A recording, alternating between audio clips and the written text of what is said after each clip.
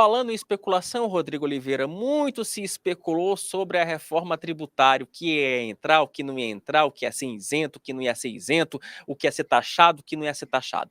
Finalmente, o grupo de trabalho apresentou o projeto de lei de regulamentação da reforma tributária. É um texto longo, complexo, o substitutivo tem 325 páginas, não deu para a gente ler tudo. Obviamente, vamos explorar esse tema com mais calma nos próximos dias, mas alguns pontos são importantes. Coloca aí, Matheus, que nós conseguimos fazer uma arte aqui aos 45 minutos do segundo tempo. Assim, ó, Matheus foi rápido, foi ágil, foi preciso, foi brilhante mais uma vez. Tá aqui. Cashback de 100% da CBS e de 20% do IBS para aquisição de botijão de gás. Daqui a pouco vamos ter entrevista para explorar esse detalhe, para poder explicar isso com mais calma. Para demais produtos, a devolução será de 20% da CBS. O cashback, Rodrigo Oliveira já falou, tentou arrancar alguma coisa na terça-feira com o Cláudio Cajado, ele saiu pela tangente, não quis falar muito, mas agora vai estar, já vamos poder explorar um pouco mais esse assunto.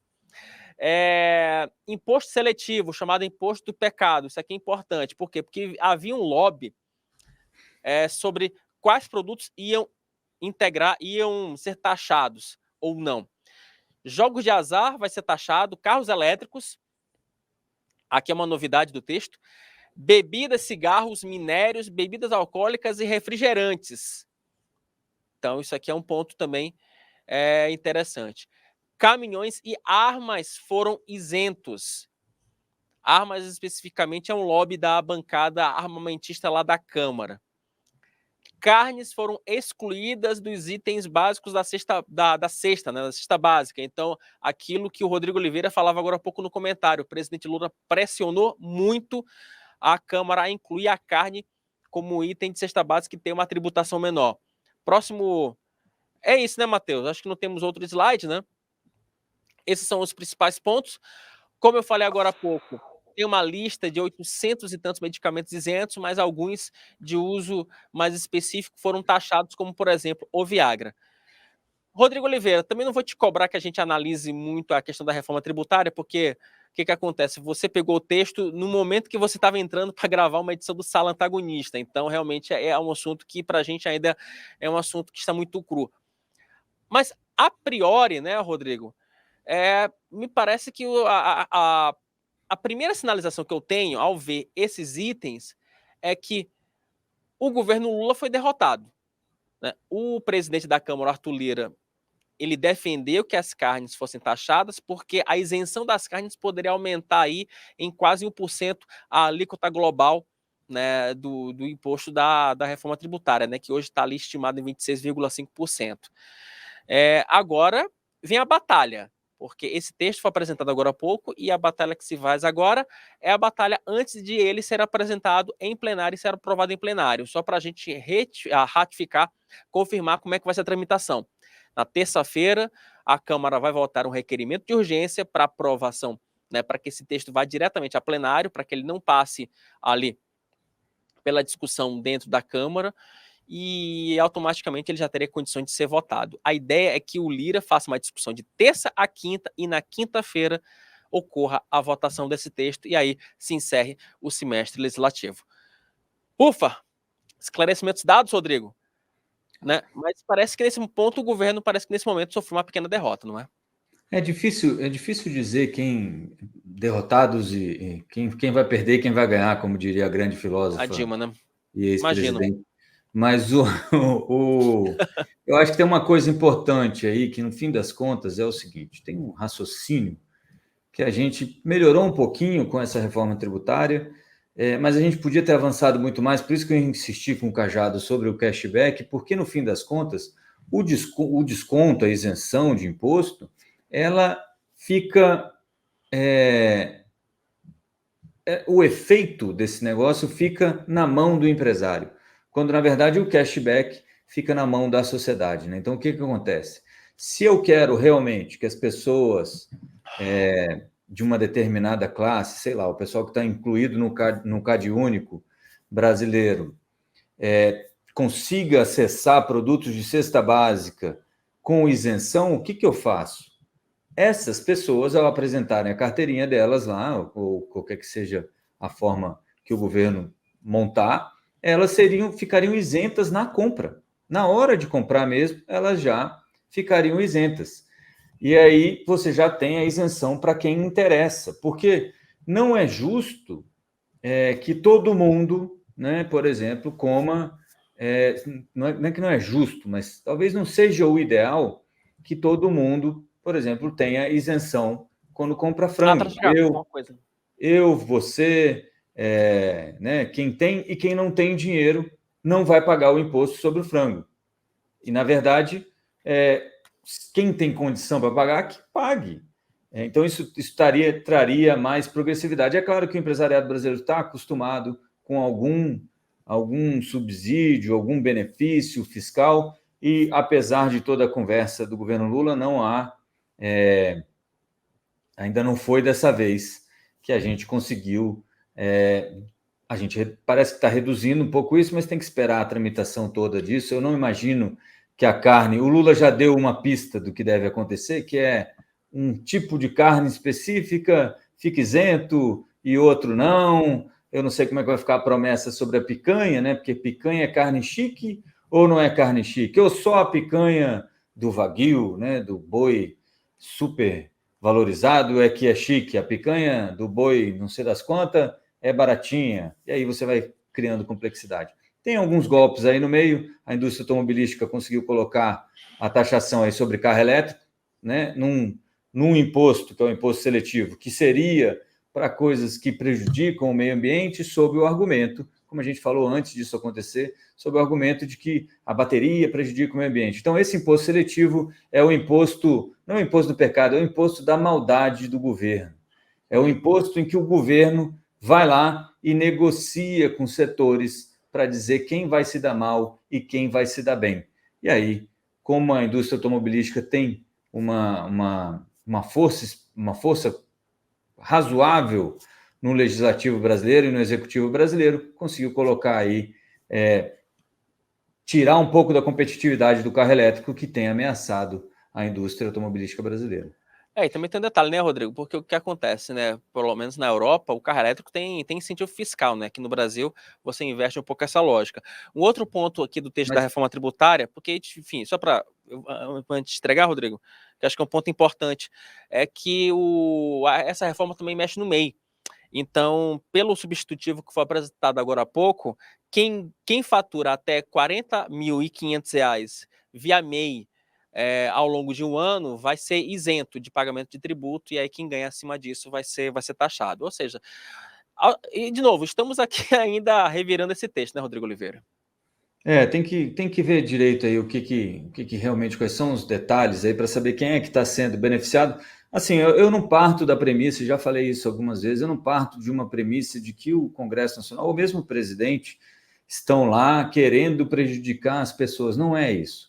O problema é que, no afã de beneficiar certos grupos, outros grupos, todo mundo acaba dividindo esse benefício, né? É aquela história de sempre, né? Vocês já ouviram isso, a exaustão, é a história da meia entrada. Se alguém está pagando meia entrada, os outros estão pagando essa metade que não foi paga por quem pagou a meia entrada, né? A não ser que esteja todo mundo pagando o dobro, que é pior ainda. Então, o que acontece é que para você dar um benefício para alguém, você precisa que os outros paguem por aquele benefício. Não existe um benefício que cai do céu, né? Que vem do nada. Não existe isso.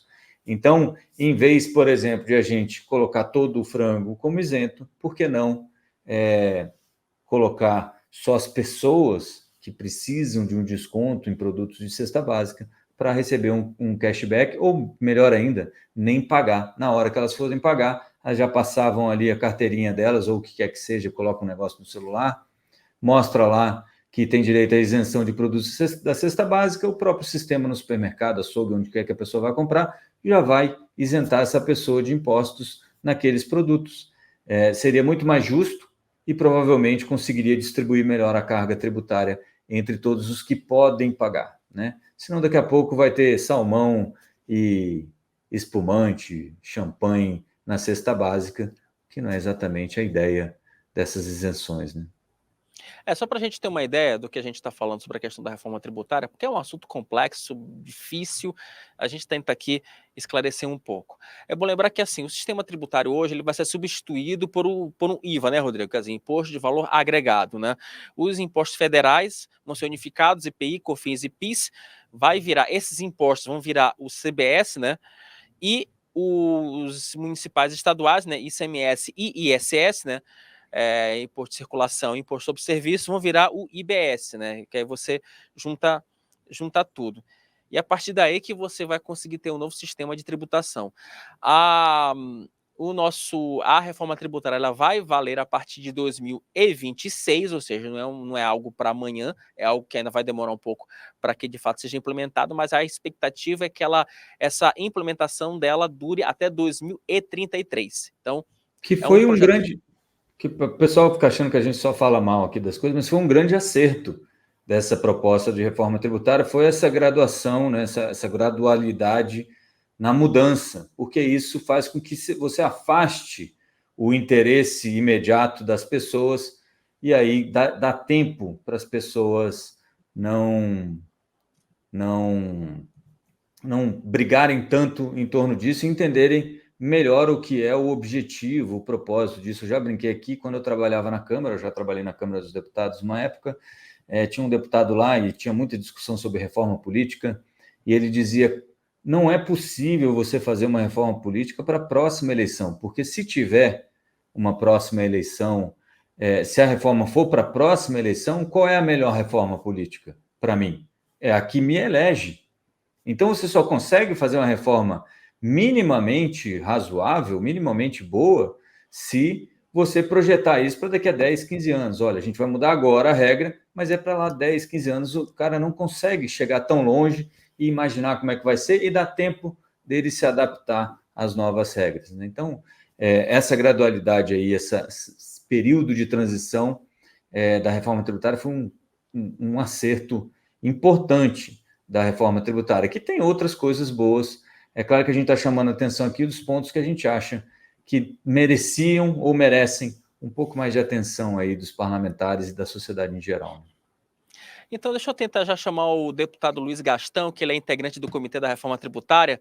Eu sei que a gente ainda estamos tentando ajustar um pouco aqui a imagem dele. Deputado, seja muito bem-vindo ao Meio Dia Brasília. Bom dia. Bom dia ainda, não almoçamos ainda. Muito obrigado pela atenção. Tá certo, deputado. Eu te agradeço pela gentileza, porque o senhor estava em um seminário, né, explicando justamente essa reforma tributária, e te agradeço muito pela sua atenção e pela sua disponibilidade aqui no nosso programa ao vivo. São exatamente 13 horas e 15 minutos. Rodrigo Oliveira, eu quero começar contigo, porque você que é o especialista no assunto, por favor, o deputado está à sua disposição. Deputado, uma coisa que a gente tem, antes de mais nada, bom dia também, ainda não almoçamos por aqui. Nem eu, então tá todo mundo com fome aqui. Todo mundo com fome. É isso, eu vinha falando justamente sobre isso. Existe uma crítica sobre a história da... Acho que... pronto. Não está de pé. Uma crítica que a gente tem falado aqui, se não seria mais vantajoso para a população em geral a gente ter focado mais no cashback do que nos produtos a serem isentos ou terem desconto de imposto, no sentido de que, quando eu dou isenção para o empresário, ele fica com aquela diferença e pode ou não repassar para o preço ou facilitar os preços, né? Quando eu dou o cashback, aquela pessoa que não pode pagar, automaticamente já está descontada daquele tributo, e aí eu tenho, talvez, menos carga tributária para dividir com o resto da população. Queria saber se isso foi tema, se vocês chegaram a pensar em alguma coisa diferente, né? Até porque teve essa conversa toda sobre a cesta básica recentemente, que tem aí muitos interesses, obviamente, em colocar o seu próprio produto na cesta básica, né? Bom, antes de mais nada, deixa eu só pensar...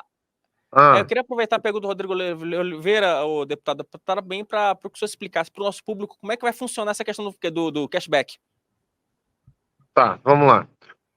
Primeiro, não é só pobre que consome cesta básica. O objetivo da cesta básica é fazer com que o pobre possa consumir mais, mas é que você possa dar a todo brasileiro uma alimentação saudável.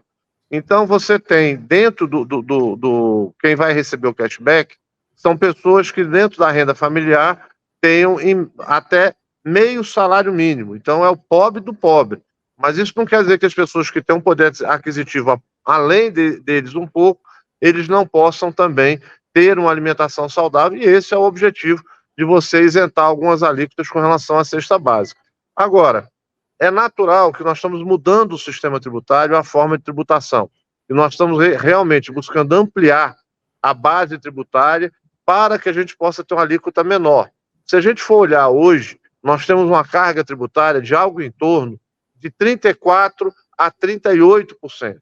E hoje, com o que nós estamos aprovando, nós vamos ter uma alíquota máxima de 26,5%, que pelos cálculos que nós fizemos, com as reformulações que nós fizemos, ela deverá baixar para algo em torno de 25%. Essa é a nossa expectativa. Embora, quando for implementado o sistema, nós acreditamos que em menos de 2 anos nós vamos conseguir trazer essa alíquota para abaixo de algo em torno de 20%. Então, esse é o princípio. O cashback é uma inovação do Brasil em relação aos outros sistemas. Então, nós também vamos mensurar a eficácia disso, e nós vemos que você tinha algumas equações que você não podia fugir. Primeiro, nós estamos regulamentando uma PEC. A PEC foi aprovada, então nós não poderíamos inovar em relação à PEC. Segundo, essa reformulação, ela tem que se ater à PEC, e nós temos como balizador essa alíquota estimada pela Receita, que é uma projeção de 26,5%. E nós sabemos, em todas as análises que se faz, de que você não tem uma certeza ampla, porque você só vai ter, com a implementação a partir de 2026, com a entrada de uma alíquota muito pequena, você vai começar a mensurar. E ao longo do tempo, você vai poder mediar melhor e intermediar melhor essa taxa. Mas essa inovação do cashback pode vir a ser não só uma inovação dentro do sistema, ele poderá ser ampliado, sim, ele poderá beneficiar outras cadeias, sim, mas eu, particularmente, acredito que ele também deve fomentar quem trabalha, para que você também possa estimular uma complementação de renda, sim, e você dá assistência àqueles que estão temporariamente desempregados, mas você priorizar uma implantação de novos investimentos, novos negócios, para que a gente possa ampliar empregos e oportunidade de trabalho a todos. Agora, deputado, tem um item do texto que diz respeito ao microempreendedor individual, né? Quer dizer, aquele que tiver faturamento de até 40 mil, ele vai ser isento, né? Como é que esse valor ficou estabelecido? Por que foi estabelecido esse patamar de 40 mil? Essa é uma nova inovação do texto, que é a criação do nanoempreendedor. O nanoempreendedor é aquele vendedor de porta a porta. É o que vende produtos de beleza ou que vende outros produtos através de quase uma representação, alguns como complemento de renda. Eles não têm uma renda e fazem esse serviço. O que nós fizemos com a questão do nano? Nós damos até 46 mil reais ano. Ele não estará isento total, ele vai apenas declarar essa receita dele e não vai pagar imposto. Mas ele vai identificar que ele vendeu, de quem ele vendeu, e isso também vai balizar o produto que ele vendeu, vai ter imposto, vai estar em contido imposto, e isso vai estar legalizado, e nós vamos evitar também a informalidade com relação a isso. E vamos dar oportunidade para conhecer melhor esse mercado, que estima-se mais de 5 milhões de brasileiros, e que essas pessoas possam ter mais dignidade, e a nossa meta é fazer com que a legalidade possa vir ao seio de todos. Rodrigo. Deputado, eu queria só entender, eu não entendi direito como é que vai funcionar esse mecanismo do nanoempreendedor. Ele compra tudo com imposto e depois tem um abatimento? Não, ele não compra, é o vendedor de porta em porta. Normalmente ele compra um produto e vende por uma diferença de preço, de coisa pequena. Essas diferenças ele não vai pagar imposto com relação a esse ganho dele. Seria basicamente aquele caso por exemplo, do vendedor de Jequiti, por exemplo, vai. Sim. Seria vendedor de Jequiti, de Avon, de Natura, de todos esses produtos, principalmente de beleza. E ele vai ser, se não Para me não falha a fazer memória... merchandising deles, né? Exato. Não. Oi, Rodrigo. Deputado, deixa eu só entender uma coisa. Ele vai ser sempre... Esse valor está mais ou menos 50% do limite do MEI hoje, não é isso? Isso, ele Ele hoje vai está porque acompanhar o aquela MEI. pessoa que ele não se regulariza como MEI é um nano empreendedor, é aquele que é abaixo do MEI ainda. Então vai trazer esse pessoal para dentro do sistema também, mas com Também, isenção. mas sem pagar imposto. Perfeito. Ou seja, você regulariza esse pessoal. Ô, deputado, e aí vamos falar sobre o imposto do pecado rapidamente, porque a lista, ela é uma lista complexa, né? Entrou o carro elétrico, mas as armas ficaram de fora. Quais foram os critérios adotados aí para se definir o que vai incidir sobre o imposto seletivo ou o que não? Qual foi a ideia no geral?